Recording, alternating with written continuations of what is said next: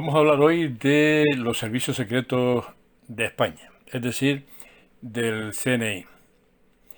Los servicios de inteligencia nacional y militar no han sido capaces de prever la caída de Afganistán ni tampoco eh, contaban con planes de contingencia o evacuación para el personal que estaba allí, español, que estaba en Afganistán y que también trabajaba para nuestro país.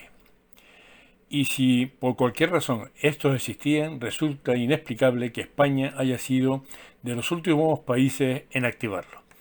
De hecho, las declaraciones de la ministra de Defensa, Margarita Robles, también responsable del CNI, dan una idea del desastre en el que se encuentran las fuerzas españolas y lo difícil que será conseguir una evacuación medianamente óptima, porque aunque aquí todos los medios de comunicación vendidos al gobierno de Pedro Sánchez están diciendo que esto va bien, lo cierto es que ha sido y está siendo un desastre.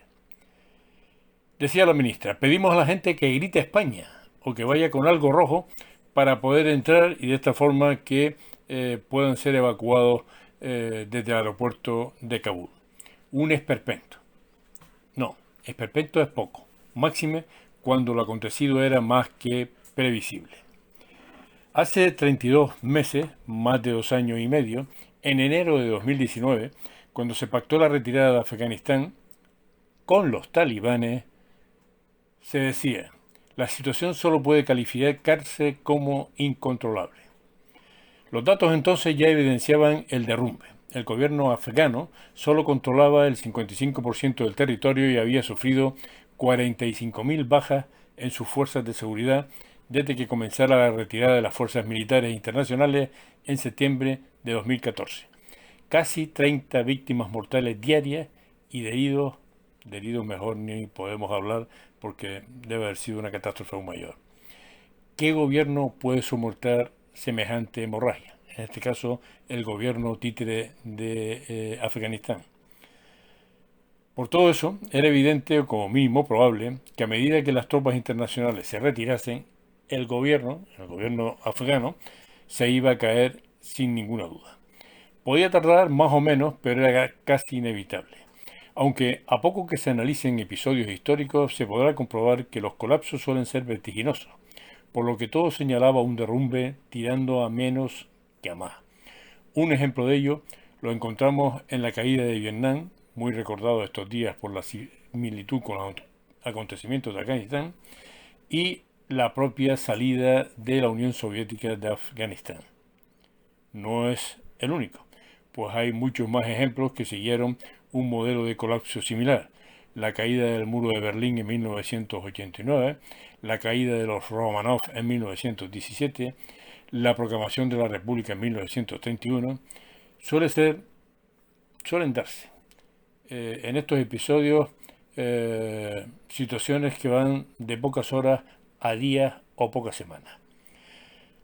Por desgracia, esta negligencia en la falta de previsión de España solo parece ser la guinda de un pastel no demasiado apetitoso, pero muy, muy escandaloso.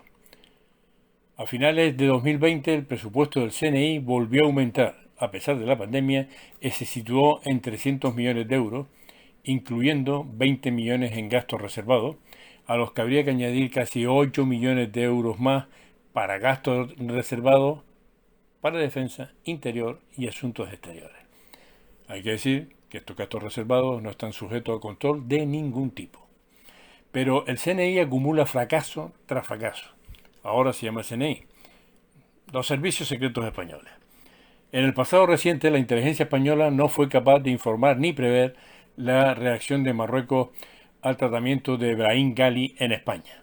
Entonces, en mayo de este mismo año, varios miles de inmigrantes, niños, fundamentalmente fueron lanzados contra Ceuta por el sultanito y inmigrantes ya mayores contra las vallas de Melilla, en lo que se convirtió en la mayor crisis migratoria y diplomática española desde la transición. Una España inoperante, desbordada, que además ha quedado retratada por multitud de inmigrantes mucho menores corriendo entre los blindados BMR aparcados en las playas de Ceuta. Defensa e inteligencia no quedaron mucho mejor. Pero es que no nos podemos quedar ahí. Hay muchos más errores. Este error último no fue ni mucho menos novedoso, ni tan siquiera en relación a Marruecos. El 11 de julio de 2002, una docena de militares marroquíes ocuparon por sorpresa la isla de Perejil sin que los servicios de inteligencia españoles fueran capaces de anticipar el movimiento. Ello, a pesar de las tensas relaciones que por entonces mantenía España y Marruecos. Sigamos. En noviembre de 2017, unos cómicos rusos gastaron una broma a la entonces ministra de Defensa María Dolores de Cospedal, haciéndose pasar por miembros del Ministerio de Defensa de Letonia. En la conversación, jocosamente publicada, hicieron creer a la ministra de Defensa española que Puigdemont era un agente ruso de nombre Cipollino, como la mitad de los turistas catalanes, que también eran espías rusos. Además, le aseguraron que Letonia estaría dispuesta a colaborar con militares en una hipotética intervención en Cataluña. La ligereza en la seguridad de las comunicaciones de la ministra tuvo repercusión mundial, al igual que la posición asombrosamente crédula de la entonces ministra. Hay que recordar que también Mariano Rajoy fue entrevistado por unos cómicos sin que nadie pudiera detectar la llamada previamente. Solo 2 meses antes, en septiembre de 2017, el CNI no pudo tampoco digamos, cortocircuitar lo que pasó en Cataluña. No tuvo sus mejores días en Cataluña. Los golpistas catalanes consiguieron introducir 6 millones de papeletas y distribuirlas junto a 10.000 urnas comprados en AliExpress, fíjense bien, para el referéndum de Cataluña, para el falso referéndum de Cataluña. Aunque todavía no ha quedado claro, al menos para algunos, si aquella pifia fue voluntaria o forzada, quizás por la magnitud de la misma y por la deseosa y por lo deseoso que parecía que España quisiera aparentar otra cosa.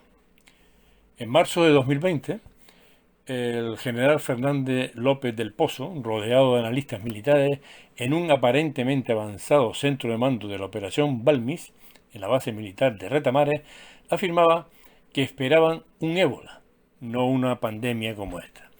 Unas sorprendentes declaraciones, pues la pandemia ya había sido advertida en los años precedentes en múltiples ocasiones, cosa que aquí no reconoce nadie, como en un informe del Tribunal de Cuentas de la Unión Europea en 2016 o los múltiples informes y advertencias de George Bush. Sí, el mandatario norteamericano dedicó los años 2005 y 2006 a advertir sobre la posibilidad de una epidemia grave de un virus parecido a la gripe.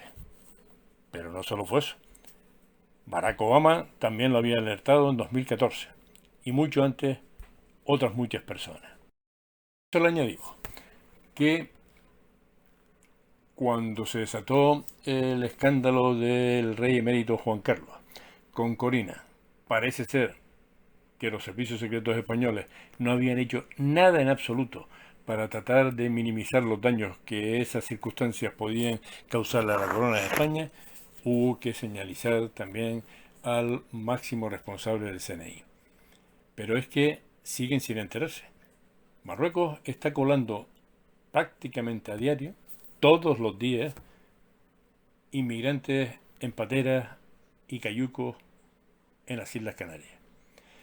Por dejarlo claro, solo en los últimos 5 días han llegado a las costas de las Islas Canarias del orden de 800 inmigrantes, bien es verdad que no todos de Marruecos, pero sí la mayoría de Marruecos, a las costas canarias.